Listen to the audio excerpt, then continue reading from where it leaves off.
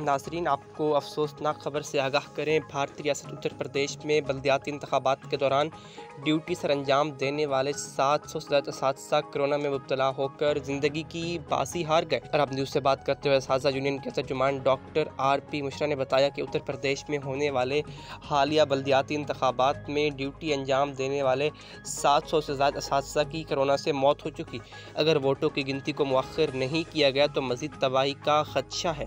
भारत में कोरोना की हौलनाकी के बावजूद रियासत उत्तर प्रदेश में बल्दियाती इलेक्शन का इनेकाद किया गया, जो अप्रैल के पहले हफ्ते से शुरू होकर गुज़िश्ता रोज़ ख़त्म हुआ।